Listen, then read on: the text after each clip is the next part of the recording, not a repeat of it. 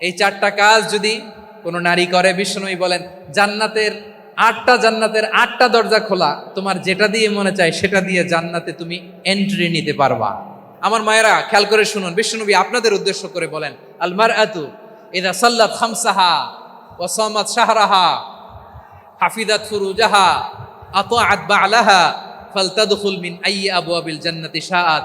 বিশ্বনবী বলেন, ও রমণীরা, ও নারীরা, যে সমস্ত নারী এই চারটা কাজ করবে, এই চারটা কাজের গ্যারান্টি দিবে, তাদেরকে জান্নাতের 8টা দরজার গ্যারান্টি দেয়া হবে। কি চারটা কাজ? 1 নাম্বার, আল মারআতু ইযা সাল্লাত খামসাহা, যে নারী 5 ওয়াক্ত নামাজ পড়ে। কি করে? জেলা স্টেডিয়ামে অবস্থানরত আমার নারীরা, বোনেরা, বিশ্বনবী আপনাদেরকে 4টা কাজের কথা বলেছেন, খুব বেশি না। 4টা করলে 8 জান্নাতের দরজা সব খোলা। কোনটা দিয়ে যাবেন? যেটা দিয়ে মনে চায়। 1 নাম্বার 5 ওয়াক্ত নামাজ। আমার বোনেরা জোহরের নামাজ পড়তে পড়তে এটা আসরে নিয়ে যায়, আসর পড়তে পড়তে এটা মাগরিবে নিয়ে যায়। এরকম আসরে নাই? লালমনিরহাটে হয়তো নাই। আমার বোনেরা এটা করবেন না। ইন্নাস সালাতা কানাত আলাল মুমিনিনা কিতাবাম মাওকুতা, সময় মতো পড়বেন। সামাত শাহরা, রমাদানের রোজাগুলো রাখবেন। হাফিজাত ফুরুজাহা, যে নারী তার চরিত্রকে হেফাজত করে, তার প্রাইভেট হেফাজত করে, তার লজ্জাস্থান হেফাজত করে। ও মায়েরা, আপনার এই গর্ভ যে কত দামি আপনি জানেন না। আপনার এই গর্ভ থেকে জন্মাবে আগামীর সালাহুদ্দিন আল আইয়ুবী। আপনার গর্ভ থেকেই জন্মাবে ইমাম আল মাহদি আল মুনতাজার। আপনার পেট থেকে জন্মাবে আবু সাইদের মতো বীর সৈনিক। আপনার পেট থেকে জন্মাবে মুগ্ধের মতো বীর মুজাহিদ। আপনি জানেন না কে আসবে আপনার পেট থেকে। সময়টাকে কাজে লাগান, ইসলামকে বুঝেন, মানেন, আমাদের ইসলামিক লেকচারগুলো শোনেন। আমরা যে বার্তাগুলো, ইনস্ট্রাকশনগুলো, দিক নির্দেশনাগুলো আপনাদের খেদমতে রাখি, এগুলো মেনে চলুন। আপনিই পারেন আপনার ঘরটাকে জান্নাতের টুকরা বানাতে। একটা family, it's a very big institution and you are the MD, the managing director of this institution. চিল্লায় বলেন ঠিক কিনা? চাইলেই পারেন ঘরটারে জান্নাতের টুকরা বানাতে। 5 ওয়াক্ত সালাত, রমাদানের রোজা, নিজের চরিত্রের হেফাজত, ও আতাআত বা'লাহা, স্বামীর আনুগত্য। এটাতে অনেকে ভুল করে থাকে। হায় রে আমার বোনেরা, স্বামীর আনুগত্যকে এটা নিজের অপমান মনে করবেন না। আপনার স্বামী আপনার সবচেয়ে বড় গার্ডিয়ান, তিনি আপনার সবচেয়ে ভালো চায়। নারী কখনো গার্ডিয়ানশিপের বাইরে থাকতে পারে না।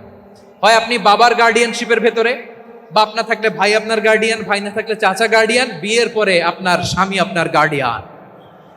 শরিয়া সম্মত স্বামীর আদেশগুলো আপনি মেনে চলবেন, কিন্তু শরিয়া বিরুদ্ধ কোনো আদেশ মানতে আপনি বাধ্য নয়। আওয়াজ করে বলুন সবাই ঠিক কিনা? এই 4টা কাজ যদি কোনো নারী করে, বিশ্বনবী বলেন জান্নাতের 8টা দরজা খোলা, তোমার যেটা দিয়ে মনে চায় সেটা দিয়ে জান্নাতে তুমি এন্ট্রি নিতে পারবা। আমরা এখানে লালমনিরহাটের সোহরাওয়ার্দী ময়দানে আজকে যেমন একত্রিত হতে পারলাম, আল্লাহর জান্নাতেও যেন একত্রিত হতে পারে। আল্লাহ তুমি তৌফিক দান করো। আল্লাহ রাব্বুল ইজ্জা ওয়াল জালাল তিনি ইরশাদ করছেন, ওয়ালা তাসুব্বুল্লাযীনা ইয়াদউনা মিন দুনিল্লাহি ফায়াসুব্বুল্লাহা আদওয়াম বিগাইরি ইলম কাযালিকা যায়্যান্না লিকুল্লি উম্মাতিন আমালাহুম সুম্মা ইলা রাব্বিহিম মারজিউহুম ফায়ুনাব্বিউহুম বিমা কানু ইয়ামালুন। রব্বুল আলামিন বলেন, গোলাম, ও আমার ইমানদার বান্দারা, শোনো শোনো। ও আমার বিশ্বাসী বান্দারা, শোনো শোনো। লা তাসুব্বুল্লাযীনা ইয়াদউনা মিন দুনিল্লাহ ফায়াসুব্বুল্লাহা আদওয়াম বিগাইরি ইলম।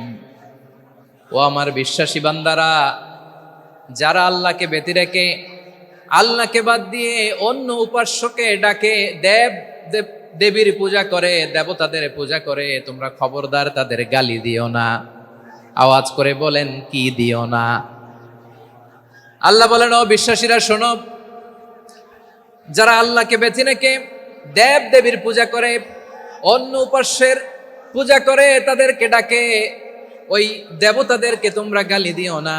যদি ওই দেবতাদেরকে গালি দাও, তাহলে ভুলবশত, শত্রুতাবশত তারা তোমাদের রব আল্লাহকে গালি দেবে। ঠিক কিনা? তোমরা যদি তাদের দেবতাদের গালি দাও, ওরা রেগে তোমার আল্লাহরে গালি দিবে, তাহলে আল্লাহরে গালি খাওয়ানোর কারণ হয়ে গেলাম আমি। রব্বুল আলামিন বলেন, খবরদার বিশ্বাসীরা, আল্লাহ ছাড়া যারা অন্যান্য উপাস্যদেরকে ডাকে, দেবতাদেরকে ডাকে, তাদেরকে তোমরা গালি দিও না। ওই সমস্ত দেবতাদেরকে যদি তোমরা গালি দাও, তাহলে তারা আল্লাহকে গালি দিবে। ঠিক কিনা বলেন? আমরা দেবতাদের গালি দিলে ওরা আল্লাহকে গালি দিবে। রব্বুল আলামিন বলেন, খবরদার দেবতাদেরকে গালি দিও না, তাহলে ওরা তোমার রব আল্লাহরে গালি দেবে। প্রতিটি জাতির জন্য তাদের কাজকে আমি আল্লাহ সুশোভিত করে রেখেছি, তারা সবাই একদিন আমার কাছেই ফিরে আসবে। এরপর আমি রব্বুল আলামিন তাদের আমলনামা তাদেরকে জানিয়ে দেব। সুবহানাল্লাহ পড়েন। প্রিয় ভাইরা, আল্লাহ তাআলা বলেছেন খবরদার গালি দিও না। আদেশটা কার? আওয়াজ করে বলেন তো। হিন্দুদের দেবতা দেবদেবীদেরকে গালি দেওয়া যাবে না। আওয়াজ করে বলুন প্রিয় ভাইরা, এই আদেশটা কার? এই আপনাদের গলার আওয়াজ। অন্য ধর্মের দেবতাদেরকে যে গালি দেওয়া যাবে না, এই আদেশটা কার? আরো জোরে বলুন, কার? গালি দিবেন কোন দেবতাকে? দিবেন? যদি দেন তাহলে ওরা আল্লাহরে গালি দিবে। তাহলে আল্লাহরে গালি খাওয়াইলো কে? আপনি। ঠিক কিনা বলেন? আমি আল্লাহকে গালি খাওয়ানোর কারণ হলাম, কারণ আমি যদি গালি না দিতাম ওরা আমার রবকে গালি দিত না। আওয়াজ করে বলেন ঠিক কিনা? তাহলে প্রিয় ভাইয়েরা, ইসলাম আমাদেরকে শিখায়, সূরাতুল আনআমের 108 নম্বর আয়াত থেকে আমরা বুঝলাম কোন ধর্মকে ছোট করা যাবে না। অন্য ধর্মকে ছোট করা মানে ইসলামকে ছোট করা। অন্য ধর্মের দেবতাকে গালি দেওয়া মানে আল্লাহকে গালি খাওয়ানো। আওয়াজ করে বলেন ঠিক কিনা? খবরদার, এটা করা যাবে না। আর অন্য ধর্মের দেবতাকে যদি আপনি গালি দেন, ওরা ইসলাম থেকে দূরে সরে যাবে। যাও ইসলামের প্রতি আকৃষ্ট হয়েছিল আর কোনোদিন ইসলামের ধারে কাছে আসবে না। আওয়াজ করে বলেন ঠিক কিনা?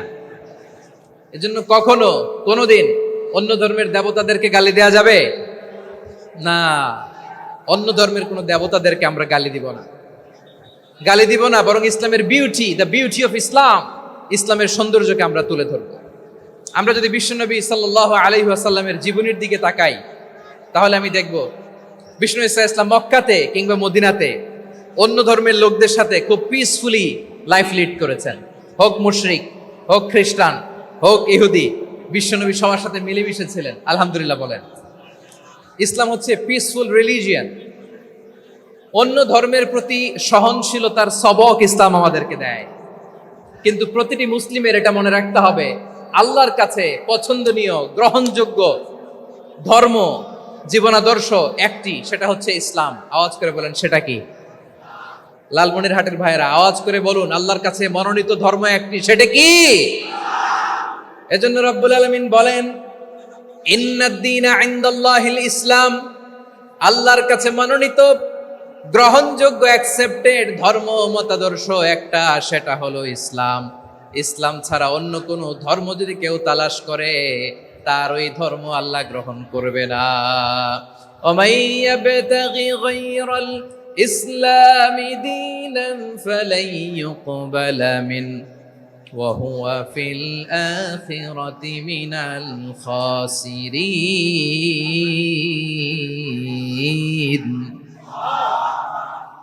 Whoever seek anything except Islam, that won't be accepted from him, and he will be loser in the day of judgment. কিয়ামতের দিন ইসলাম ছাড়া কেউ যদি অন্য কোনো ধর্ম তালাশ করেছে দুনিয়াতে, তার এই মতাদর্শ গ্রহণ করা হবে না, and he will be loser. সে হবে লুজার, ক্ষতিগ্রস্ত, হাই হাই কোম্পানির ম্যানেজার। ওর আমও শেষ, সালাও শেষ। আওয়াজ করে বলেন ঠিক কি না? এজন্য ইসলাম পেয়ে আমরা খুশি না বেজার? প্রত্যেক নামাজ শেষে আমরা আল্লাহরে বলি, আল্লাহ রাদিতু বিল্লাহি রাব্বা ওয়া বিল ইসলামি দীনা ওয়া বি মুহাম্মাদিন নাবিয়ান ওয়া রাসূলা। ও আল্লাহ, তোমারে রব হিসেবে পেয়ে আমরা খুশি। ও আল্লাহ, ইসলামকে ধর্ম হিসেবে পেয়ে আমরা খুশি। বিশ্বনবীকে আমাদের রাসূল পেয়ে আমরা খুশি। ঠিক কিনা বলে? ইসলাম ছাড়া অন্য কোনো ধর্ম আমরা গ্রহণ করব না। ঠিক কিনা বলেন? আল্লাহর কাছে অ্যাকসেপ্টেড রিলিজিয়ান একটা, সেটা ইসলাম। তো বিশ্বনবী সাল্লাল্লাহু আলাইহি ওয়াসাল্লাম মক্কাতে কিংবা মদিনাতে খুব পিসফুলি এক্সিস্ট করেছেন, যে কোনো ধর্মের সাথে মিলেমিশে চলেছেন। তার প্রমাণ আমরা যদি রাসূল সাল্লাল্লাহু আলাইহি ওয়াসাল্লামের বায়োগ্রাফির দিকে তাকাই, তাহলে দেখব তিনি মুশরিকদের সাথে পিস ট্রিটি করেছেন, শান্তি চুক্তি, পিস ট্রিটি, পিস এগ্রিমেন্ট। আপনারা হুদাইবিয়ার সন্ধির নাম শুনেছেন? আমার লালমনিরহাটের কলিজার টুকরা ভাইয়েরা, হুদাইবিয়ার সন্ধির নাম আপনারা শোনেন নাই? ষষ্ঠ হিজরিতে বিষ্ণু ঈসা ইসলাম মুশরিকদের সাথে এই ট্রিটি করেছেন, চুক্তি। কাদের সাথে? মুশরিকদের সাথে। আমরা তো মুসলমান বসতে পারি না, আমরা দুই মুসলিম ভাই একসাথে বসে চা খেতে পারি না, গল্প করতে পারি না। বিষ্ণু ঈসা ইসলাম মুশরিকদের সাথে ট্রিটি করেছেন, হুদাইবিয়ার সন্ধি। এই সন্ধির আগে মক্কা থেকে কেউ মদিনায় যেতে পারে না, মদিনা থেকে কেউ মক্কায় যেতে পারে না। কিন্তু এই সন্ধির পরে ট্রাফিক স্বাভাবিক হয়ে গেল, মক্কার লোকেরা মদিনায় আসতে পারে, মদিনার লোকেরা মক্কায় আসতে পারে। এটাকে বলে সুলহে Hudaibiya, the peace agreement of Hudaibiya, শান্তি চুক্তি। আমরা পৃথিবীতে এখন অনেক শান্তি চুক্তির নাম শুনি, এগুলো সব the piece treaty of Hudaibiya থেকে কপি করা। আল্লাহু আকবার। তাহলে বিশ্বনবী সাল্লাল্লাহু আলাইহি সাল্লাম তিনি যে শান্তিপূর্ণ সহাবস্থানে বিশ্বাসী ছিলেন, মুসলমানেরা যে অন্য ধর্মের প্রতি সহনশীল, তার প্রমাণ হচ্ছে এই পিস ট্রিটি। শুধু তাই নয়, মাইকের সাউন্ডটা একটু বাড়াই দিতে হবে, খুব দুর্বল, একটু মজবুত করতে হবে, আর একটু ক্লিন করতে হবে, আর সবগুলা জায়গায় সাউন্ড যাচ্ছে কিনা একটু ক্রস চেক করতে হবে। হ্যাঁ, পাবেন দিচ্ছে mike operator, he is trying his level best, দিচ্ছে। মাইক অপারেটর যিনি আছেন, প্রতিটি জায়গায় প্রতিটি সাউন্ড বক্সে যেন আওয়াজ পাওয়া যায়, একটু ক্রস চেক করেন, সাউন্ডটাকে একটু স্ট্রং করে দেন। হ্যাঁ, ঠিক আছে, মাশাআল্লাহ। এদিকে তাকান, এদিকে। মক্কার পার্ট গেল, পিস এগ্রিমেন্ট করলেন, শান্তি চুক্তি। বিষ্ণু ঈসা ইসলাম মদিনায় যে কি করলেন? মদিনায় যে বিষ্ণু ঈসা ইসলাম মদিনা চার্টার করলেন, মদিনা সনদ, সাহিফাতুল মদিনা, এটার বলে মদিনা চার্টার। যে ওয়েস্টে, ইউরোপে, আমেরিকাতে তারা অনেক চার্টার করে, সব চার্টার মদিনা চার্টার থেকে কপি করা। আওয়াজ করে পড়েন সুবহানাল্লাহ। বিষ্ণু ঈসা ইসলাম মদিনায় গেলেন, মদিনাতে মুসলিম, মুশরিক, ইহুদি, এই তিন ধর্মের লোক মিলে সব স্টেক হোল্ডার যারা আছে সবাইকে নিয়ে বিষ্ণু ঈসা ইসলাম মদিনা চার্টার করলেন, মদিনা সনদ, পড়েন সুবহানাল্লাহ। শুধু তাই নয়, মক্কাতে বিশ্বনবী পিস এগ্রিমেন্ট করলেন, শান্তি চুক্তি মুশরিকদের সাথে। মদিনাতে যে বিশ্বনবী মদিনা চার্টার করলেন, মদিনা সনদ করলেন ইহুদিদের সাথে। আবার মদিনাতে বিশ্বনবী ইহুদিদের সাথে পিস ডায়ালগ করলেন, ইন্টারফেথ ডায়ালগ করলেন, আন্তধর্মীয় সংলাপ করলেন। যে সংলাপের মূল ভিত্তি ছিল তাওহীদ। মূল ভিত্তি ছিল কি? তাওহীদ। বিশ্বনবী ইহুদিদেরকে ডাকলেন, আহ্বান করলেন, কুল ইয়া আহলাল কিতাবি তাআলাউ ইলা কালিমাতিন সাওয়াইন বাইনানা ওয়া বাইনাকুম আল্লা না'বুদা ইল্লাল্লাহ ওয়া লা নুশরিকা বিহি শাইআন ওয়া লা ইয়াত্তাখিযা বা'দুনা বা'দান আরবাবাম মিন দুনিল্লাহ فإن تولوا فقولوا اشهدوا بأننا مسلمون। সুবহানাল্লাহ পড়েন। বিশ্বনবী মদিনার ইহুদিদের ডেকে বললেন, ও ইহুদিরা, শোনো শোনো, আসো এমন একটা আদর্শের প্রশ্নে আমরা একত্রিত হই, যে আদর্শের প্রচার তোমাদের নবীরাও করেছে, আমিও করি, যে আদর্শের কথা তোমাদের পবিত্র ধর্মগ্রন্থগুলোতে আছে, আমার কোরআনেও আছে। সেটা হলো তাওহীদ। আমরা এক আল্লাহ ছাড়া কারো ইবাদত করব না, আল্লাহর সাথে কাউরে শরীক করব না, আল্লাহ ছাড়া কাউরে রব মানব না। পড়েন সুবহানাল্লাহ। তাহলে আমার প্রিয় লালমনিরহাটের ভাইরা, মদিনাতে যে তিনি মদিনা চার্টার করলেন, মদিনা সনদ, পিস ডায়ালগ করলেন, শান্তির সংলাপ, ইন্টারফেথ ডায়ালগ করলেন, আন্তধর্মীয় সংলাপ, যার ভিত্তি ছিল তাওহীদ। সুবহানাল্লাহ পড়েন। তাহলে অন্য ধর্মের প্রতি সব সময় ইসলাম সহনশীল, টলারেন্স। যদি আপনি দেখতে চান ইসলামের নবী বিশ্ব নবীর দিকে তাকান, ঠিক কিনা বলেন? আমরা তো সংখ্যালঘুদের রাইটস প্রোটেক্ট করার জন্য কত আইন বানাই, কত বৈঠক করি, কত সংবাদ সম্মেলন করি, বিশ্বনবী সাল্লাল্লাহু আলাইহি ওয়াসাল্লাম সংখ্যালঘুদের রাইটস এর শুনলে আপনি অবাক হয়ে যাবেন। বিশ্বনবী বলেন, আলা মান যালামা মুআহাদান আও ইনতাকাসাহু আও কাল্লাফাহু ফাওকা তাআতিহি আও কাল্লাফাহু ফাওকা তাকাতিহি আও আখাযা মিনহু শাইআন বিগাইরি তিবি নাফসিন ওয়া আনা হাজিজুহু ইয়াউমাল কিয়ামা। খবরদার, জেনে রেখো, কেউ যদি কোনো সংখ্যালঘুর উপরে অত্যাচার করে, কোন সংখ্যালঘুর প্রাপ্য থেকে যদি কেউ কাউকে ঠকায়, সংখ্যালঘুর উপর যদি কেউ কষ্ট দেয়, কোন সংখ্যালঘুর সম্পদ যদি কেউ জোর করে কেড়ে নেয়, আমি কিয়ামতের দিন বিশ্বনবী ওই সংখ্যালঘুর পক্ষে আর ওই মুসলমানদের বিপক্ষে বাদী হয়ে দাঁড়াবো।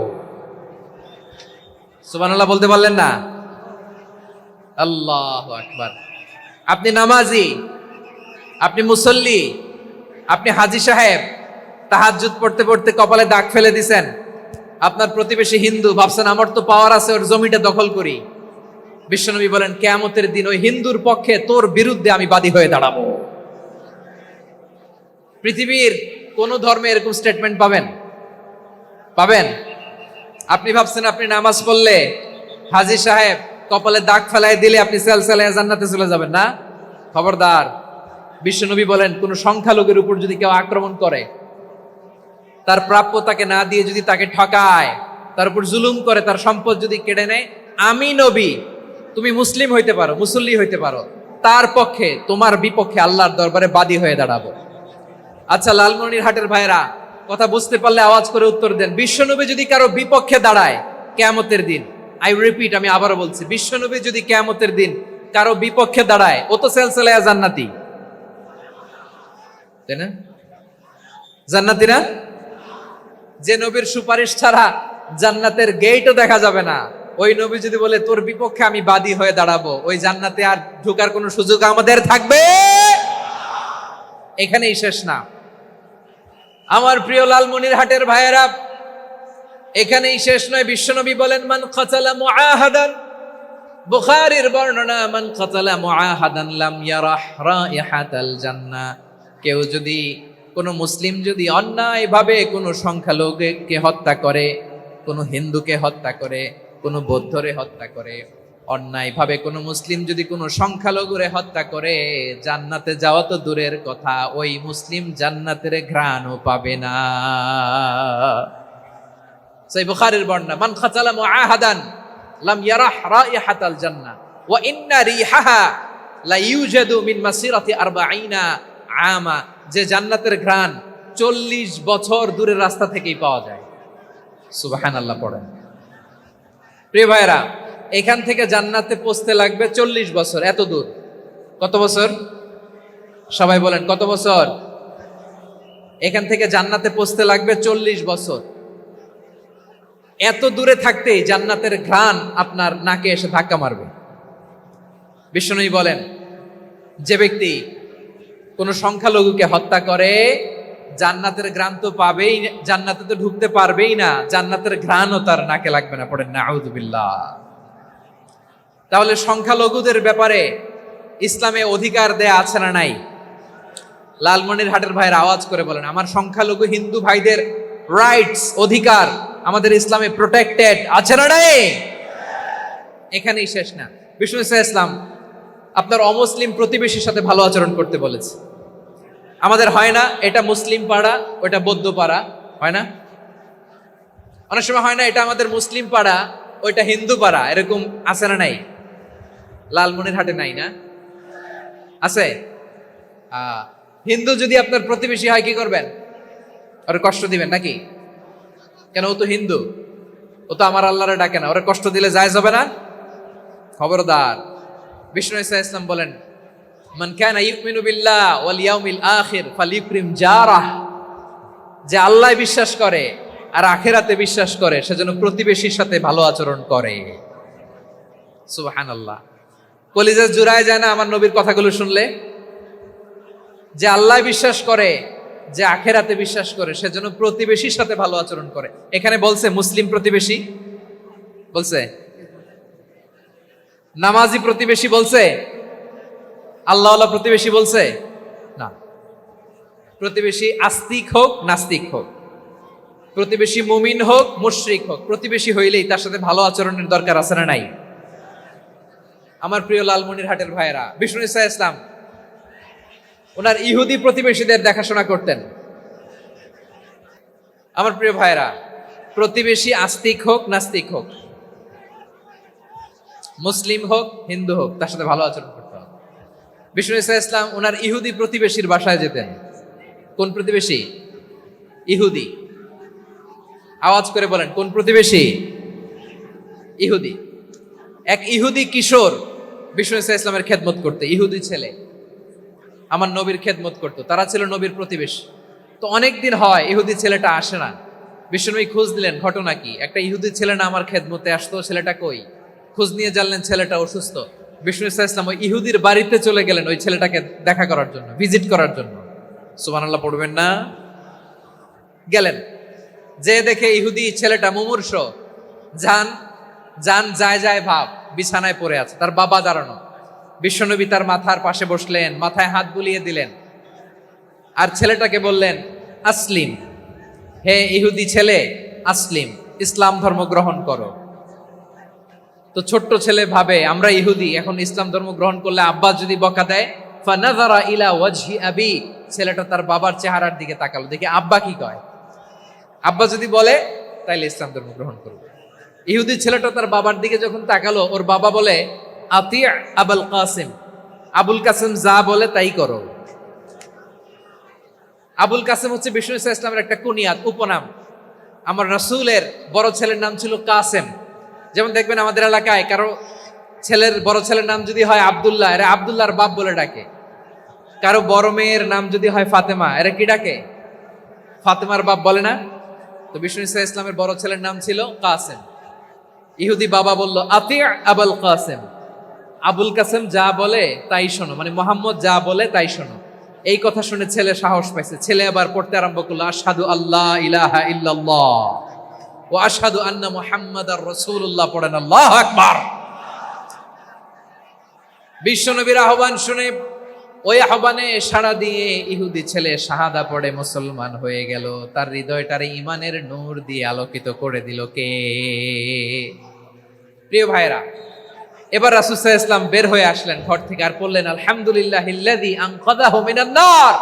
প্রশংসা সে আল্লাহর, যে আল্লাহ জাহান্নামে চলে যাচ্ছিল প্রায় এমন একটা লোককে মুহূর্তের মধ্যে কালেমায়ে শাহাদাতের বদৌলতে জান্নাতি বানায় দিলেন। আওয়াজ করে পড়েন সুবহানাল্লাহ। এই হাদিস থেকে আমরা কি শিখলাম? What is the moral of the story? এক নম্বর স্টোরি হলো, প্রতিবেশী ইহুদি হোক হিন্দু হোক, যাবেন, সুসম্পর্ক রাখবেন, উপহার দিবেন, বিপদে পাশে দাঁড়াবেন। তাইলেই তো আপনাদের প্রতি, মুসলমানদের প্রতি তারা আকৃষ্ট হবে, ঠিক কিনা বলেন? আপনি যদি হিন্দুদের সাথে বৌদ্ধদের সাথে নাই মিশেন, নাস্তিকের কাছে নাই যান, তো ইসলামের সৌন্দর্যটা ওরা বুঝবে কেমনে? আমার অনেক হিন্দু পরিচিত ভাই আছে, ওরা আমাদের ইফতারির প্রোগ্রামে এসে একসাথে ইফতারি করে। অনেক মদখোর আমার সাথে বসে একসাথে ডিনার করে, হাফ প্যান্ট পরা, গলায় স্বর্ণের চেইন, হাতে স্বর্ণের ব্রেসলেট, আইসা আমার সাথে ডিনার করছে, আছে এরকম। গাঁজাখোর, আমি বলি আসো, welcome welcome to my dinner, আসো বসো। বসলেই তো আমি ওর ডিএনএ, চিন্তার ডিএনএ চেঞ্জ করে দেওয়ার সুযোগ পাবো। চিল্লায় বলো ঠিক কি না? আসতে হবে আমার কাছে। Hour door is open, the door of Islam is open 24/7। সব সময় আমাদের ইসলামের দরজা আমার অমুসলিম ভাইদের জন্য খোলা আছে না নাই? এই হাদিস থেকে দুইটা শিক্ষা। এক নম্বর শিক্ষা, প্রতিবেশী মুসলিম হোক অমুসলিম হোক, যান, অসুস্থ হইলে একটু আপেল নিয়ে যান, আঙ্গুর নিয়ে যান, কমলা নিয়ে যান, তাদের সাথে ভালো আচরণ করেন। ইসলামের বিউটি দেখে, সৌন্দর্য দেখে অবাক হবে, নসিব ভালো হলে কোনোদিন কালিমা পড়ে মুসলমান হয়ে যাবে, ঠিক কিনা বলেন? তাহলে অমুসলিমের সাথে ভালো সম্পর্ক। বিশ্বনবী ইহুদির বাড়িতে গেলেন, ইহুদির বাড়ি, আর আমার মুসলমান ভাই আমার কাফের বলে, এরকম আছে না নাই? মুসলিম মুসলিমরা দেখতে পারে না, সহ্য করতে পারে। বিশ্বনবী সাল্লাল্লাহু আলাইহি ওয়াসাল্লাম ইহুদির বাড়িতে গেলেন, এটা একটা শিক্ষা। আরেকটা শিক্ষা হলো, ভাইরা ধাক্কা মারে এসে সামনে এসে কি লাভ? প্রোগ্রাম তো শেষ হচ্ছে, এখনই শেষ হচ্ছে। তো এই যে আমাদের বকশি ভাই ওয়াদা নিল, হাত তোলালো, মিম বলে এত কথা বললো, তো আমি জেলায় জেলায় যে খালি হাত নাড়াই তোমাদের জন্য নাকি? হ্যাঁ, হাত নাড়াই শুধু। এই ধাক্কাইতে ধাক্কাইতে এদিকে এসে হাত নাড়াইতেছে, হয়েছে তো, দেখলাম তো, ঠিক আছে, মাশাআল্লাহ। অনেক সুশৃঙ্খল, অন্যান্য যে কোনো জেলার জন্য সুশৃঙ্খল। আমার দিকে তাকাও, আমার দিকে তাকাও, ঠিক আছে। এই যে দাঁড়িয়ে আছে, একটা ছেলে নড়ে না, দেখছেন? মাশাআল্লাহ, মাশাআল্লাহ, মাশাআল্লাহ। হ্যাঁ, এইভাবেই। আর কয়েকটা মজাদার কথা আছে, শোনো। এই হাদিস থেকে আমাদের শিক্ষা হলো, আমার প্রতিবেশী যেই ধর্মের হোক, আমি সম্পর্ক রাখবো। অসুস্থ হলে যাব, কি বলেন ভাইরা? যাবেন না? যাবেন না আপনারা? আচ্ছা, 2 নম্বর শিক্ষা হলো, বিষ্ণু ঈসা ইসলামের খাদেম ছিল ইহুদি। এতদিন খেদমত করলো, একদিনও বিশ্বনবী ওরে কালিমার দাওয়াত দেয় নাই। কারণ কি? বিশ্বনবী একটা ভালো সময়ের অপেক্ষা করতেছিলেন, প্রপার টাইমিং। দাঈর কাজ হচ্ছে দাঈ ইলাল্লাহ, সে হচ্ছে সুযোগ সন্ধানী। দাঈ সুযোগ খোঁজে, কখন দাওয়া দিলে ব্যাটে বলে হবে, ঝোপ বোঝে কোপ মারে, ঠিক কিনা বলেন? বিষ্ণু ঈসা ইসলাম ভালো সময়ের অপেক্ষা করতেছিলেন, দেখি ভালো সময় আসুক আসুক আসুক আসুক। আস্তে আস্তে এমন সময় আসছে, ছেলে এবার মুমূর্ষ। অসুস্থ ব্যক্তির হৃদয় অত্যন্ত নরম থাকে। হসপিটালে যখন কেউ যায়, তার হৃদয়টা বড্ড নরম থাকে, মৃত্যুর ভয়ে তার অন্তরটা নরম থাকে, ঠিক কিনা বলেন? এই প্রপার টাইমিং এর অপেক্ষা করতেছিলেন। যখনই টাইমিং পেয়েছেন, দাওয়াত দিলেন, পড়ো লা ইলাহা ইল্লাল্লাহ, সুবহানাল্লাহ পড়েন সবাই। তাহলে ইসলাম অমুসলিম প্রতিবেশীর সাথে ভালো আচরণ করতে বলে। ইসলাম অমুসলিম মাতা পিতার সাথেও ভালো আচরণ করতে বলে। মাতা পিতা যদি অমুসলিম হয়, তারা ফেলে দিতে পারবেন? পারবেন? পারবেন? আমার লালমনিরহাটের ভাইয়েরা, অনেক হিন্দু ছেলে আমাদের হাতে শাহাদা পড়ে মুসলিম হয়, কিন্তু ওর মা মুসলমান হয় নাই, বাবাও হয় নাই। এরকম আছে না নাই? তো ও হয়েছে মুসলিম, মা বাপ হিন্দু, এখন মা বাপ কি বাদ? হ্যাঁ, মা বাপ বাদ দেয়া যাবে? যেই মা আপনারে 9 মাস 8 মাস পেটে ধারণ করলো, আপনার মায়ের নার ছেঁড়া ধন, আপনি ওই মারে বাদ দিতে পারবেন?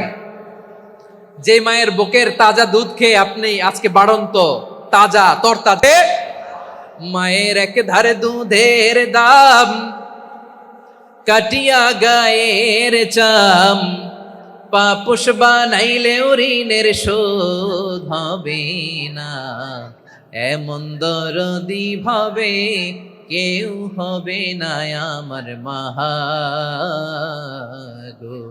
মায়ের এক ধারে দুধের দাম, কাটিয়া গায়ের চাম, পাপুষ বানাইলে ঋণের শোধ হবে না, এমন দরদি ভাবে কেউ হবে না আমার মাগো, ঠিক কিনা? মাকে তো বাদ দেয়া যায় না।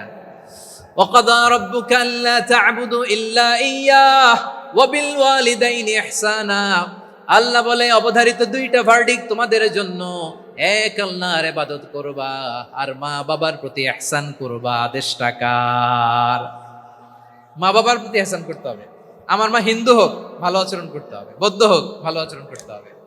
আমার যে সমস্ত হিন্দু ভাইয়েরা মুসলিম হয়েছে, তোমাদের মা বাবা এখনো মুসলমান হয় নাই, তাদের সাথে ভালো আচরণ করতে হবে। আপনাদের খেদমত নিজে করতে হবে, অথবা খেদমতের ব্যবস্থা করাই দিতে হবে। মান্থলি যে খরচ লাগে এটা দিতে হবে। আরে তুমি এখন মুসলিম, তোমার মা বাবা হিন্দু, এখনই তো সুযোগ ইসলামের সৌন্দর্য দেখানো। এখন মা বাবা যদি দেখে, আরে এটা হিন্দু থাকতে তো বদমাইশ ছিল, বেয়াদব ছিল, কি এমন ধর্ম সে গ্রহণ করলো যেটা গ্রহণের সাথে সাথে সে পাল্টে গেল? কি এমন ধর্ম সে গ্রহণ করেছে যেটা তার জীবনকে আলোকিত করে দিয়েছে? নসিব ভালো হইলে তারাও কালিমা পড়ে মুসলমান হয়ে যাবে। বিষ্ণু ঈসা ইসলামের স্ত্রীর নাম ছিল আয়েশা রাদিয়াল্লাহু তাআলা আনহা, আবু বকর রাদিয়াল্লাহু তাআলা আনহুর মেয়ে। আবু বকর রাদিয়াল্লাহু তাআলা আনহুর আরেক মেয়ের নাম হচ্ছে আসমা। কি নাম? দুজনই আবু বকর রাদিয়াল্লাহু তাআলা আনহুর মেয়ে, আসমা আর আয়েশা। নাম দুইটা কেমন লাগে? আসমা নামটা কেমন লাগে? আয়েশা নামটা কেমন লাগে? সবার ভালো লাগে নাই? নাম দুটো আপনাদের ভালো লাগে? লালমনিরহাটে অনাগত যদি কন্যা সন্তান হয়, যদি মনে চায় আসমা রেখে দিতে পারবেন, যদি মনে চায় আয়েশা রেখে দিয়েন। দেশে বিদেশে এয়ারপোর্টে রাস্তা ঘাটে শুধু বলে, হুজুর একটা নাম দেন, আমার ছেলের একটা নাম দেন, মেয়ের একটা নাম দেন। তো আমার মনে আছে যশোরের আদ্দিনের মাহফিলে আমি একটা দুইটা নাম দিয়েছিলাম। আজকে লালমনিরহাটের এই প্রোগ্রামে কন্যা সন্তান যদি হয় দুটা নাম দিলাম, আসমা কিংবা আয়েশা। ইনশাআল্লাহ পড়েন। দুজন বোন, এক মায়ের না, বাবা এক মা দুজন। আয়েশা রাদিয়াল্লাহু তাআলা আনহার মায়ের নাম উম্মে রুমান, আর আসমা রাদিয়াল্লাহু তাআলা আনহার মায়ের নাম কুতাইলা বিনতে আব্দুল উজ্জা। আবু বকর রাদিয়াল্লাহু তাআলা আনহু 4টা বিয়ে করেছিলেন। তো একই ঘটনা ঘটেছে এই ফ্যামিলিতে। আসমা ইসলাম ধর্ম গ্রহণ করে মুসলিমা, কিন্তু তার মা কুতাইলা মুশরিকা। আই রিপিট, বোঝার জন্য আমি আবারও বলি, আসমা রাদিয়াল্লাহু তাআলা আনহা মুসলিমা, আর আসমার মা কুতাইলা, আওয়াজ করে বুঝে থাকলে বলেন, আসমার মা মুশরিকা। তার মানে মেয়ে মুসলিম, মা অমুসলিম, ভেজাল আছে না নাই? কিন্তু কুতাইলা আর ধৈর্য ধারণ করতে পারে না। নার ছেড়া ধন, কলিজার টুকরা ধন, কলিজার টুকরা সন্তান আসমারে দেখতে বড্ড মন চায়। সাইয়েদনা আসমা রাদিয়াল্লাহু তাআলা আনহা মক্কা থেকে হিজরত করে মদিনায় চলে গেলেন হুদাইবিয়ার পর। যখন মক্কা মদিনার ট্রাফিক স্বাভাবিক হলো, মক্কার লোক মদিনায় যায়, মদিনার লোক মক্কায় আসে। কুতাইলা কলিজার টুকরা সন্তান আসমারে দেখার জন্য কিছু উপহার নিয়ে বিশাল মরুপথ পাড়ি দিয়ে মক্কা থেকে মদিনায় যায়। সুবহানাল্লাহ বলেন। এখন মা আসছে মেয়ের সাথে দেখা করতে, মেয়ে তো আর দেখা দেয় না। মেয়ে ভাবছে আমার মা তো মুশরিকা, অপবিত্রা, তার সাথে কি দেখা দেয়া যাবে? বিশ্বনবীর দরবারে চলে গেলেন। সুবহানাল্লাহ বলেন। কি সৌভাগ্যবান ছিল তারা, মাসলা জানার দরকার হলেই নবীর দরবারে চলে যেত। ঘরে বউয়ের সাথে ঝগড়া হলে নবীর দরবারে চলে যেত। অনেক সাহাবী বলে, আমার পেটে ক্ষুধা লাগলো আমি নবীর কাছে চলে যেতাম, কারণ নবীর চেহারার দিকে তাকালেই আমার পেটের ক্ষুধা মিটে যেত। সাইয়েদনা আসমা রাদিয়াল্লাহু তাআলা আনহা বিশ্বনবীর কাছে চলে গেলেন, যে বললেন, ইয়া রাসূলুল্লাহ, ইয়া হাবিবাল্লাহ, ইন্না উম্মি কাদিমাতুন ইলাইয়া ওয়া হিয়া রাগিবা। আমার মা মক্কা থেকে অনেক দূর মরুর পথ পাড়ি দিয়ে উপহার সামগ্রী নিয়ে মদিনায় আমার সাথে দেখা করতে এসেছে গো নবী। আমার জানতে বড্ড ইচ্ছে হয় আমি আমার মুশরিকা মায়ের সাথে একটু দেখা করতে পারবো কিনা। আফা আসিলুহা, আগে যেমনি আমি আমার মায়ের সাথে ভালো আচরণ করতাম, যেমনি আমি আমার মায়ের সাথে সদাচরণ করতাম গো নবী, এখন আমি মুসলিমা, মা মুশরিকা, এখনো কি আগের মতো সদাচরণ করতে পারবো নাকি? বিশ্বনবী বললেন, নাম সিলিহা, হ্যাঁ রে আসমা, অবশ্যই অবশ্যই, আগে ঠিক যেমন তুমি তোমার মায়ের সাথে ভালো আচরণ করতে, এখনো তেমনি আগের মতো ভালো আচরণ করবা। আওয়াজ করে পড়েন সুবহানাল্লাহ। কি ইসলাম আমরা পেয়েছি! কত ব্রড মাইন্ডেড আমাদের ইসলাম, কত ওপেন মাইন্ডেড ইসলাম, কত ওপেন আপ করতে পারে, চিন্তা করতে পারেন। বিষ্ণু বললেন, হ্যাঁ অবশ্যই, নাম সুলিহা, আগে যেমনি ভালো আচরণ করছো আসমা, এখন ওইরকমই করো, পারলে আরো বাড়ায় করো। সুবহানাল্লাহ বলেন। তাহলে আমার যে হিন্দু ভাইয়েরা, হিন্দু বোনেরা, ইমানের বদৌলতে দৌলতে আপনি ধন্য হয়েছেন, আপনার আম্মা আব্বা এখনো মুসলমান হয় নাই, তাদের জন্য দোয়া করেন, তাদের জন্য দোয়া করেন, আল্লাহ যেন তাদেরকেও ইমানের দৌলত দান করে। আমরা সবাই পড়ি আমিন, আরো জোরে পড়েন আমিন। এখন বলেন, ইসলাম কি ন্যারো মাইন্ডেড রিলিজিয়ান না ব্রড মাইন্ডেড? লালমনিরহাটের যুবক ভাইরা আওয়াজ করো, ইসলাম কি ন্যারো মাইন্ডেড না ব্রড মাইন্ডেড? কতটা ব্রড মাইন্ডেড দেখেন। বিশ্বনবী সাল্লাল্লাহু আলাইহি সাল্লাম অমুসলিমরা যদি নবীকে উপহার দিত, ওই উপহারও বিশ্বনবী গ্রহণ করতেন। সুবহানাল্লাহ পড়েন। আপনার অমুসলিম বন্ধু যদি উপহার দেয়, সেটাও আপনি নিতে পারবেন, যেটা নেওয়া জায়েজ। কিন্তু আপনার বন্ধু যদি আপনার মদের বোতল দেয়, নিতে পারবেন? হ্যাঁ, মদের বোতল দিলে পারবেন না। আপনার বন্ধু যদি আপনার পর্ক দেয়, পর্ক, শুকরের গোশত মিশ্রিত কোনো খাবার, ওটা নিতে পারবেন না। হালাল যে কোনো জিনিস নিতে পারবেন। বিশ্বনবী সাল্লাল্লাহু আলাইহি ওয়াসাল্লাম অমুসলিমদের দেয়া হাদিয়া গ্রহণ করতেন। কেমন নবী ছিলেন! আমার নবীরে চিনে নেন, আমার নবীর অ্যাটিটিউড জেনে নেন। বিশ্বনবী সাল্লাল্লাহু আলাইহি ওয়াসাল্লাম যখন কোনো জনপদে যেতেন, 3টা অপশন নিয়ে যেতেন। প্রিয় ভাইয়ের আওয়াজ করে বলতে হবে, কোন জনপদে গেলে আমার নবীর অপশন থাকতো কয়টা? আমার মতো 3 আঙ্গুল উঁচু করে দেখান আর বলুন, আমার নবী কোন জনপদে গেলে কয়টা অপশন নিয়ে যেতেন? 1 নম্বর অপশন, আসলিম তাসলাম। নতুন এলাকায় গেলে বলতেন আসলিম তাসলাম, ইসলাম ধর্ম গ্রহণ করো, শান্তিতে থাকবা, আমার ভাই হয়ে যাবো, আমরা ভাই ভাই। ইসলাম মানো, আমরা ভাই ভাই। অপশন নাম্বার কত? এক। যদি বলে না ইসলাম মানবো না, ওকে, অপশন নাম্বার 2, মুসলিম হওয়ার দরকার নাই, লা ইকরাহা ফিদ্দিন, ইসলামে কোনো বাড়াবাড়ি নাই। খ্রিস্টান আছো থাকো, বৌদ্ধ আছো থাকো, ইহুদি থাকতে চাও থাকো, কিন্তু আমরা যেহেতু রিজিওনাল সুপার পাওয়ার, আমাদের আন্ডারে থাকো, ট্যাক্স দিয়া থাকো, এটার বলে জিজিয়া। আলেম যারা আছেন বুঝবেন, এটার আরবিতে কি বলে? জিজিয়া। You pay us the tax, we will give you the security. তোমরা ট্যাক্স দিবা, আমরা সিকিউরিটি দিব, আমাদের আওতায় থাকবা, কেউ তোমাদেরকে আক্রমণ করতে পারবে না, আমরা নিরাপত্তা দিব। সুবহানাল্লাহ বলেন। এটা অপশন নাম্বার কত? আচ্ছা, বুঝে থাকলে বলেন, 1 নাম্বার অপশন কি ছিল? ইসলাম। ইসলাম মানো, শান্তিতে থাকবা, ভাই ভাই, আমরা ভাই ভাই। অপশন নাম্বার 2, ট্যাক্স দাও, আমরা নিরাপত্তা দিব, মুসলিম হওয়া লাগবে না। এখন 1 নাম্বারও মানে না, 2 নাম্বারও মানে না, মুসলিম হবো না, ভালো, খ্রিস্টান থাকো, ট্যাক্স দাও, আমরা সিকিউরিটি দিব না, এটাও মানি না। বিষ্ণু বলেন, তাহলে তলোয়ার আমাদের আর তোমাদের মাঝে ফয়সালা করবে। মুসলিমও হবো না, ট্যাক্স দিবা, নিরাপত্তা দিব, আমরা সুপার পাওয়ার, আমাদের আন্ডারে থাকবে, এইটাও না। তাহলে তোমাদেরকে তো আমরা বিশ্বাস করতে পারি না, কখন না কখন বিশ্বাসঘাতকতা করো, কার সাথে মিলে হাত মিলাও, তলোয়ার আমাদের মাঝে ফয়সালা করবে। তখন তিনি জেহাদের সশস্ত্র সংগ্রামের ঘোষণা দিতেন। সুবহানাল্লাহ পড়েন। দেখেন, পশ্চিমারা জেহাদকে এইভাবে চিত্রায়িত করে না। ওরা জেহাদ বলতে বুঝায় তলোয়ার, হাত কাটো, গলা কাটো, না। জেহাদ সশস্ত্র সংগ্রাম 3 নম্বরে। অধিকাংশ ক্ষেত্রেই বিশ্বনবীর সুন্দর আচরণ দেখে, আরে আমার নবীর যে নুরানি চেহারা, অনেকে তো কেবল সিরেফ চেহারাটা দেখেই কালিমা পড়ে মুসলমান হয়ে গিয়েছে। যারা মুসলিম হয় নাই, তারা তাদের ইসলামেই বলবৎ ছিল, ট্যাক্স দিয়ে ইসলামের আন্ডারে ছিল। যারা এটাও মানে নাই, ওইটাও মানে নাই, তাদের বিরুদ্ধে জেহাদ।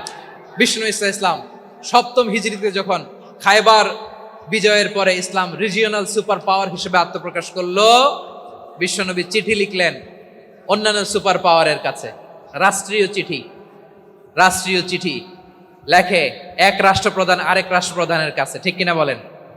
জানেন না আপনারা? এই যে 24-এর ছাত্র নাগরিক অভ্যুত্থানে, এই অভ্যুত্থান যখন শুরু হয়, আমি তখন সাউথ আফ্রিকাতে, একটা স্ট্যাটাস দিয়েছিলাম, কোটা নয়, গোটা দেশ সংস্কার করা লাগবে। শুধু বাংলাদেশ নয়, সারা বিশ্বের বাংলা ভাষাভাষী লোকেরা এই আন্দোলনের সাথে সমর্থন তারা করেছে, এটাকে সাপোর্ট করেছে, তারা সমর্থন দিয়েছে। আমাদের ইউনাইটেড আরব আমিরাতের বাংলাদেশি ভাইয়েরা, তারা সেখানে রাস্তায় নেমে এসেছিল, জানেন? ওইখানে ডেমনস্ট্রেশন করা যায় না, সেখানকার সরকার তাদেরকে যাবজ্জীবন দিয়েছিল। তখন আমাদের এই যে প্রধান উপদেষ্টা ডক্টর মোহাম্মদ ইউনূস সরাসরি G2G বলে, এটারে G2G, government to government, G2G, উনি চিঠি লিখলেন যে তাদেরকে, ইউর হাইনেস, হে সম্মানিত আমির, আপনি আমার এই চিঠির কারণে আমার সম্মানে এই 53 জন বাংলাদেশিকে মাফ করে দেন।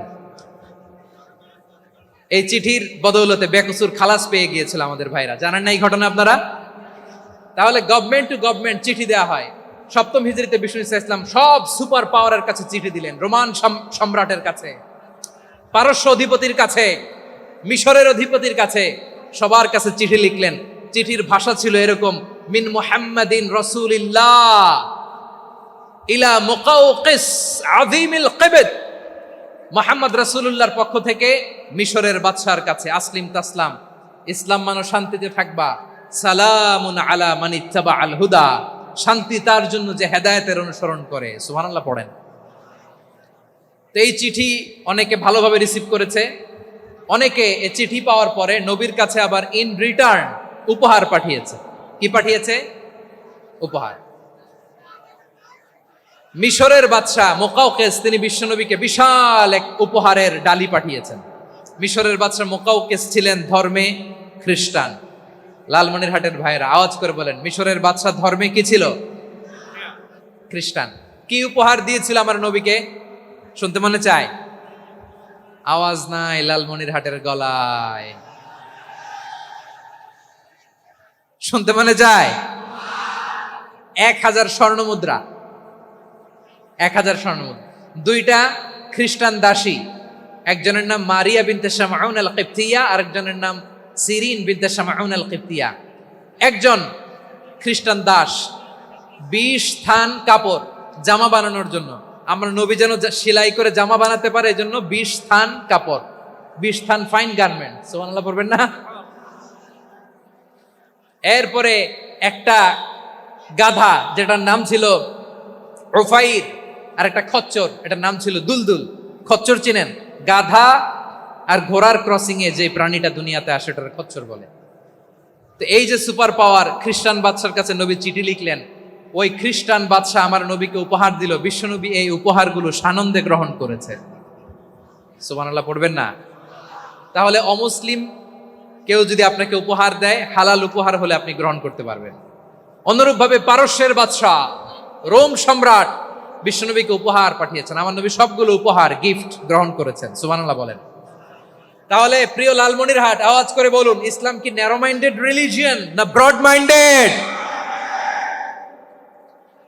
আম্মাজান আয়েশার কাছে মাসালা জানতে চায় মেয়েরা, হে আম্মাজান, অগ্নি উপাসকেরা তাদের ঈদের দিন নওরোজের সময় আমাদেরকে পাখি দেয়, নেওয়া যাবে? উনি বললেন, ওরা জবাই করে দিলে নেওয়া যাবে না, কিন্তু ওরা যদি ফলমূল এরকম খাবার দেয় এগুলো নেওয়া যাবে। তার মানে অমুসলিমদের দেয়া উপহার এটা গ্রহণ করা যায়। সুবহানাল্লাহ বলেন। শুধু তাই নয়, বিষ্ণু ঈসা ইসলাম অমুসলিমদের সাথে আর্থিক লেনদেনও করেছেন, ফিনান্সিয়াল ডিলিং করেছেন। অমুসলিমদের সাথে প্রয়োজনে আপনি ফিনান্সিয়াল ডিলিং করতে পারবেন। আমরা প্রায় দেখি বাজারের মিষ্টির দোকানগুলো আমার হিন্দু ভাইদের। লালমনিরহাটে মিষ্টির দোকান, দইয়ের দোকান কারা চালায়? হিন্দুরা চালায় না? তারপরে যে বারবার শপ, চুল কাটে যে নাপিত, অধিকাংশ নাপিতের দোকানে কারা? আমার হিন্দু ভাইরা। তা আপনি চুল কাটতে পারবেন কিনা? বলেন, পারবেন? তার দোকান থেকে দই মিষ্টি কিনতে পারবেন কিনা? হ্যাঁ, আমার মুসলিম ভাইয়ের দোকান থাকলে ওইটার আমি বেশি প্রায়োরিটি দিব, ঠিক কিনা? কিন্তু যদি তাদের সার্ভিস নিতে চান, প্রোডাক্ট নিতে চান, পারবেন। তার দলিল সহিহ বুখারী, আম্মা জান আয়েশা রাদিয়াল্লাহু তাআলা আনহা বলেন, ইশতারা রাসূলুল্লাহ সাল্লাল্লাহু আলাইহি ওয়াসাল্লাম মিন ইয়াহুদিয়িন তুআমান ওয়া রাহানাহু দিরআহু মিন হাদিদ। রাসূল সাল্লাল্লাহু আলাইহি ওয়াসাল্লাম এক ইহুদির কাছ থেকে, কার কাছ থেকে? সবাই বলে নাই, কার কাছ থেকে? আমার নবী, পেয়ারা নবী এক ইহুদির কাছ থেকে জব কিনেছিল, জব, বার্লি, যেটা দিয়ে রুটি বানায়। ওই জবের দাম দেওয়া টাকা পয়সা নবীর কাছে ছিল না, ফলে নবী ওনার একটা পোশাককে মর্গেজ রেখেছিলেন, মর্গেজ, বন্ধক, যে এখন এটার দাম দিতে পারবো না, কয়েক কেজি বার্লি নিয়ে যাই আর বন্ধক হিসেবে আমার জামাটা রেখে গেলাম, যেই দিন দাম দিব ওই দিন জামাটা ছুটায় নিয়ে যাও। সুবহানাল্লাহ পড়বেন না? বাকিতে নিছিলেন, বাকিতে। দিরআহু মিন হাদিদ, লোহার তৈরি বর্ম, মানে যুদ্ধের পোশাক, লোহা দিয়ে বানানো। বিষ্ণুনবী বললেন, কয়েক কেজি জব দাও, টাকাটা পরে দিব, এখন টাকা নাই, বন্ধক হিসেবে, মর্গেজ হিসেবে আমার জামা রেখে গেলাম, যখন টাকা দিব জামা ছুটায় নিব। আওয়াজ করে বলতে হবে সুবহানাল্লাহ। এ থেকে বোঝা গেল অমুসলিমদের সাথে ফিনান্সিয়াল ডিলিং করা যায়, অর্থনৈতিক লেনদেন করা যায়, কেনাবেচা করা যায়, প্রোডাক্ট কেনা যায়। এমনকি আমাদের মসজিদে নববীতে বারান্দায় আপনার একটা অটোমেটিক ফ্লাইং আমব্রেলা দেখছেন?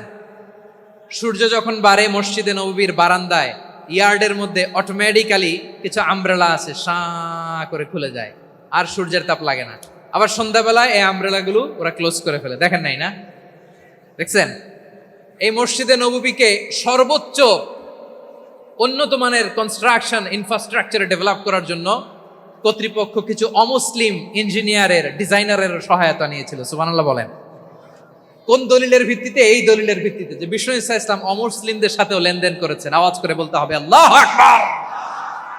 শুধু তাই নয়, ইন কেস অফ ইমার্জেন্সি, প্রয়োজনে ইসলামের খাতিরে, ইসলামকে সামনের দিকে এগিয়ে নিয়ে যাওয়ার জন্য অমুসলিমদের সাপোর্ট নেওয়া জায়েজ আছে। সুবহানাল্লাহ বলেন। অমুসলিমদের সাপোর্ট নেয়া, তাদের থেকে অর্থ নেয়া, পলিটিক্যাল সাপোর্ট, পলিটিক্যাল অ্যাসাইলাম নেওয়া জায়েজ আছে। আমাদের অনেক বিশ্ববরেণ্য দায়ীরা আমেরিকায় অস্থায়ীভাবে অ্যাসাইলাম নিয়ে থাকে, নিজের দেশে গেলে ফাঁসিতে ঝুলাই দিবে। যুগ যুগ ধরে দায়ীদের উপরে এরকম অত্যাচার আর নির্যাতন আছে না নাই? মিশরের অনেক দায়ীরা পাশ্চাত্যে যেয়ে থাকে। এই যে তারা পলিটিক্যাল অ্যাসাইলাম নিয়ে থাকে, রাজনৈতিক আশ্রয়, এটা জায়েজ আছে না?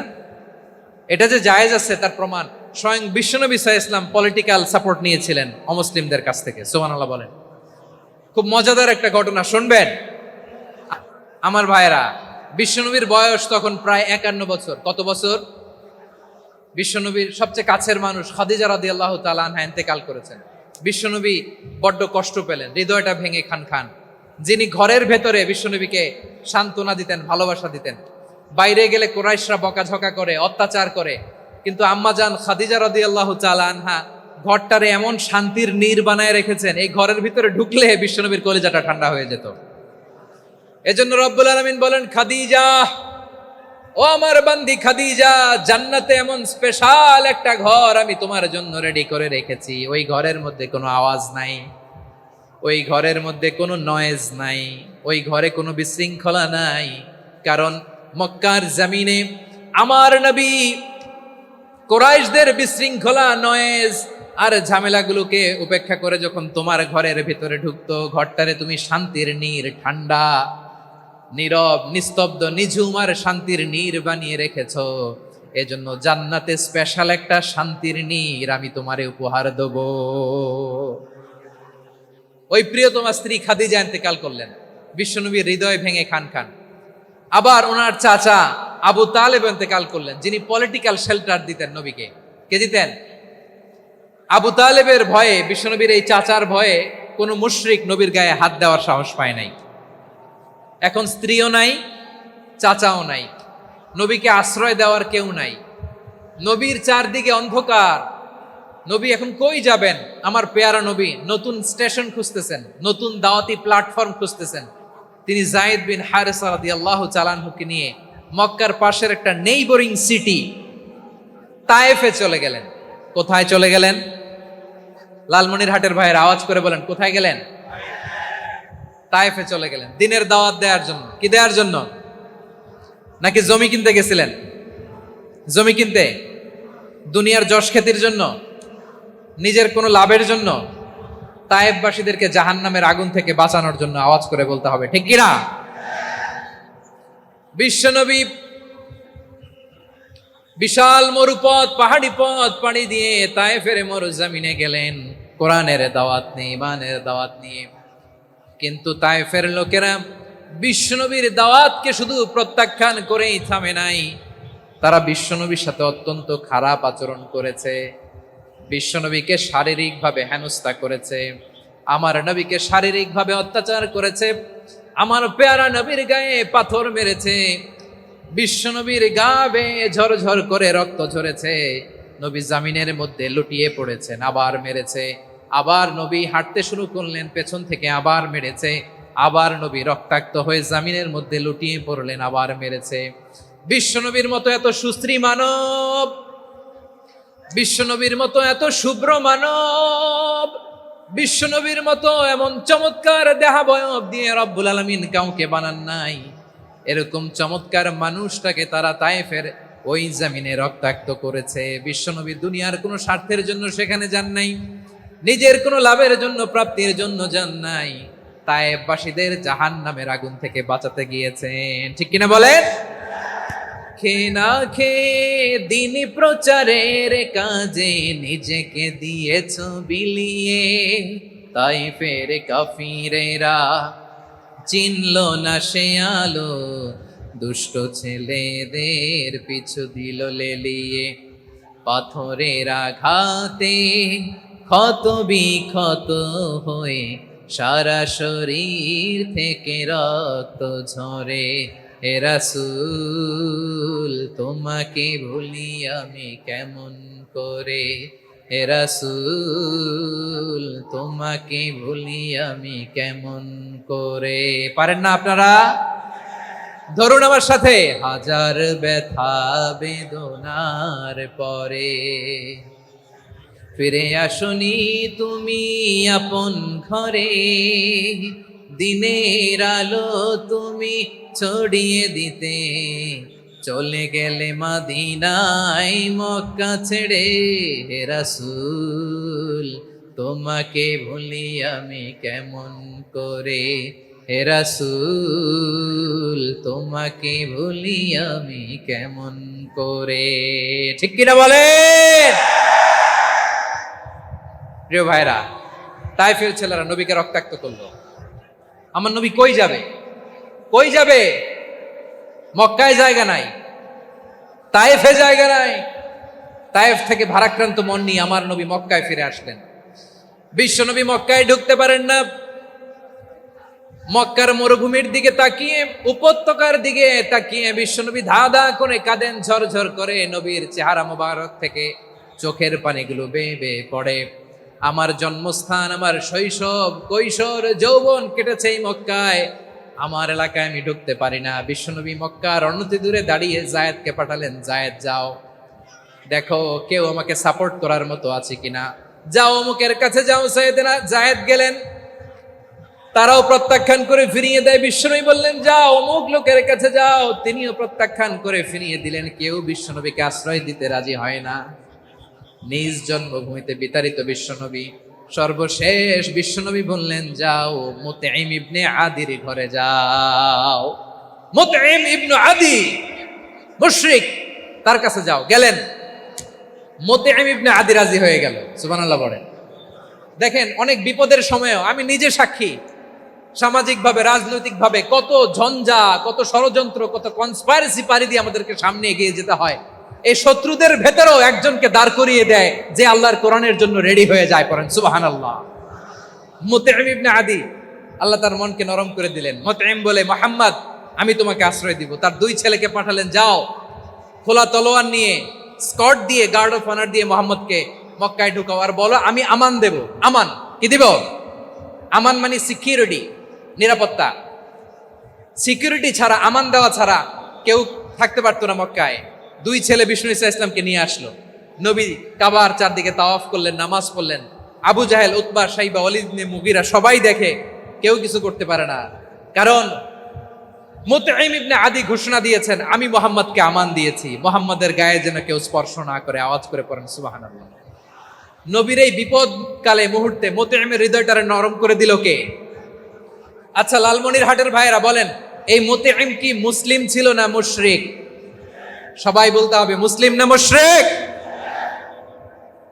তাহলে মুশরিকের কাছ থেকে নবী পলিটিক্যাল অ্যাসাইলাম, আধুনিক রাষ্ট্রবিজ্ঞানের ভাষায় পলিটিক্যাল অ্যাসাইলাম, যেটাকে বলে রাজনৈতিক আশ্রয়, উনার আমান বা নিরাপত্তার এই ঘোষণায় তিনি মক্কায় ঢুকলেন। যতদিন নিরাপত্তা ছিল ছিলেন।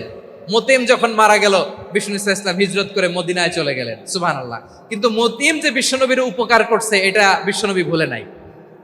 আমাদের অনেকে আছে উপকার করার পরে আর খেয়াল থাকে না, খাওয়ার পরে গলা দিয়ে নামলে আর খেয়াল থাকে না। এরকম আছে না নাই? আমার নবী ভুলে নাই। বদরের প্রান্তরে 70 জন কাফেরকে যখন বন্দী করে বিশ্বনবীর সামনে হাঁটু গেড়ে দাঁড় করানো হলো, বসানো হলো, 70 জন কাফের। কয়জন? বিশ্বনবী তাদের দিকে তাকিয়ে বললেন, সহিহ বুখারীর বর্ণনা, লাউ কানাল মুতঈম ইবনে আদি হাইয়ান সুম্মা কাল্লামানি হাউলাইন নাতনা লা তারাকতুহুম লাহু। বদরের প্রান্তরে 70 জন বন্দী কাফিরের দিকে তাকিয়ে আমার নবী বললেন, আজকে মুতঈম ইবনে আদি যদি বেঁচে থাকতো আর তোমাদের 70 জনের ব্যাপারে যদি মুতঈম এক বাক্যে একটা সুপারিশ করত, তার সম্মানে আজকে তোদের সবাইরে আমি মাফ করে দিতাম। সুবহানাল্লাহ নাই? ওই যে চিল্লাচিল্লি যে কথা বোঝে নাই, কোন জিনিস মিস করছে ওরা নিজেরাও বোঝে নাই। বিশ্বনবী মুতঈমের এই সাহায্যের কথা বলে নাই। 70 জন মুশরিক হাঁটু গেড়ে বসা, নবী চাইলে এখনই এক্সিকিউশন অর্ডার দিতে পারে। তিনি বললেন, আজকে যদি মুতঈম বেঁচে থাকতো আর মুতঈম যদি তোদের জন্য সুপারিশ করতে, এই আবর্জনাগুলোর ব্যাপারে সুপারিশ করতে, আমি মুহূর্তেই তোদেরকে এমনি মাফ করে দিতাম। এবার বলেন, ইসলাম কি ন্যারো মাইন্ডেড না ব্রড মাইন্ডেড? শুধু তাই নয়, যাকে যে সম্মান দেয়ার আমার নবী দিতেন, হোক আস্তিক হোক নাস্তিক, হোক মুসলিম হোক অমুসলিম। বিষ্ণু ইসলাম যখন রোমান সম্রাটের কাছে চিঠি লিখেছেন, আমার প্রিয় লালমনির হাটের ভাইরা, অল্প কয়েক মিনিট কয়েকটা জরুরি কথা বলবো, এদিকে তাকান, এদিকে। রোমান সম্রাটের কাছে বিশ্বনবী যখন চিঠি লিখলেন মিন মুহাম্মদ রাসূলিল্লাহ ইলা হিরাকলা আযীমির রোম। মুহাম্মদের পক্ষ থেকে হিরাক্লিয়াসের কাছে, যিনি হচ্ছেন আযীমের রোম, এটা নবী নিজ থেকে বানায় লেখছেন অতিরিক্ত সম্মান দিয়ে। কোন রাষ্ট্রপ্রধান যখন আসে তাদেরকে আমরা কি বলি জানেন? তার নামের শেষে HE এটা লিখতে হয়, H.E. মানে হিজ এক্সেলেন্সি। কি লেখে? হিজ এক্সেলেন্টি, অথবা ইউর হাইনেস, ইউর ম্যাজেস্টি। দেখেন, বিশ্বনবী সাল্লাল্লাহু আলাইহি ওয়াসাল্লাম সব নবীদেরও নবী। তিনি একজন মুশরিক খ্রিস্টান সম্রাট, রোমান সম্রাটের কাছে চিঠি লিখতে যেয়ে লিখতেছে, ইলা হিরাকলা আযীমের রোম, হিরাক্লিয়াসের কাছে আমার চিঠি, যিনি রোমের আযীম, হিজ হাইনেস, মানে রোমের অনেক সম্মানিত এক বাহাদুর। আওয়াজ করে বলেন সুবহানাল্লাহ। তার মানে যাকে যে সম্মান দেয়ার, এটা বিশ্বনবী দিতেন। এমনকি যেই ইহুদিরা ভালো ছিল, এই ইহুদিদেরও প্রশংসা করেছেন বিশ্বনবী মুহাম্মদুর রাসূলুল্লাহ সাল্লাল্লাহু আলাইহি ওয়াসাল্লাম। এক ইহুদির প্রশংসা করেছেন বিশ্বনবী। ইহুদির কার? কার? আমি তো আমার ভাইয়ের প্রশংসা করি না, আমি তো এক আলেম আরেক আলেমরে স্পেস দেই না, আমি তো এক দায়ী আরেক দায়ীর সাথে বসতে চাই না। আমার নবী ইহুদির প্রশংসা করে। কার প্রশংসা? ওই ইহুদির নাম ছিল মুখাইরেক। সিরাত গ্রন্থ ঘাটলে পাবেন। তিনি বলেছেন মুখাইরেক খাইরু ইয়াহুদ, Mukhayriq is the best of the Jews. জুইশদের মধ্যে সে সবচেয়ে ভালো। কেন প্রশংসা করলেন তার? এর কারণ মদিনা চার্টারে কথা ছিল সব ধর্মের মুসলিম, মুশরিক, ইহুদিরা মিলে মদিনাকে রক্ষা করবে। কিন্তু তৃতীয় হিজরিতে যখন উহুদের যুদ্ধ শুরু হলো, সবার কথা ছিল যেই আক্রমণ করে আমরা মদিনাকে বাঁচাবো। কোন শহরকে বাঁচাবো? মদিনাকে। কিন্তু কুরাইশরা যখন অ্যাটাক করলো, ইহুদিরা আর আসে না, ইহুদিরা আর বেরোয় না। বিষ্ণু বললেন, ওহে ইহুদিরা, তোমরা না চুক্তি করলে আমার সাথে যে মদিনা বাঁচাতে সবাই ঝাঁপিয়ে পড়বো, আসো। একটা ইহুদিও বেরোয় না, কেউ আসে নাই সেদিন, একজন ছাড়া। তার নাম মুখাইরেক। তার নাম কি? মুখাইরেক বাহাদুরের মতো ঘোড়সাওয়ার হয়ে বেরিয়ে গেলেন এবং বললেন, গোটা ইহুদি সাম্রাজ্যের একজনও যদি না আসে, আমি মুখাইরেককে কেউ ঘরে আটকে রাখতে পারবে না। বেরিয়ে আসলেন, এসে বললেন, আমি মুহাম্মদের পক্ষে যুদ্ধ করব। আমি মারা গেলে আমার সম্পদ আমার উত্তরাধিকারীরা পাবে না, আমার সম্পদ তোমরা মুহাম্মদকে দিয়ে দিবা। সুবহানাল্লাহ বলেন। উহুদের ময়দানে 70 জন মুসলমান শহীদ হলো। এই ইহুদি, সেও মুসলমানের পক্ষে যুদ্ধ করে নিহত হলো। সুবহানাল্লাহ বলেন। মুসলিমদের লাশ যখন নিয়ে আসা হলো, এই মুখাইরিকের লাশও নিয়ে আসা হলো। মুসলিমদের লাশের পাশে মুখাইরিকের লাশ দেখে বিশ্বনবী মুখাইরিকের প্রতি অনেক খুশি হলেন। আর বিশ্বনবী খুশি হয়ে বললেন, মুখাইরিক খায়রু ইয়াহুদ, মুখাইরিক যদিও তুমি ইহুদি, তারপরে তুমি সব ইহুদিদের মধ্যে সেরা ইহুদি। পড়েন সুবহানাল্লাহ। আমার নবী ইহুদিকেও সম্মান দিতে কার্পণ্য করে নাই। আওয়াজ করে বলেন আল্লাহু আকবার। প্রিয় ভাইরা, এবার সর্বশেষ আওয়াজ করে বলেন, ইসলাম কি ন্যারো মাইন্ডেড নাকি ব্রড মাইন্ডেড? সবাই বলেন, ন্যারো মাইন্ডেড না ব্রড মাইন্ডেড? এজন্য অমুসলিম হইলেই তারা আমাদের শত্রু নয়। শত্রু কারা?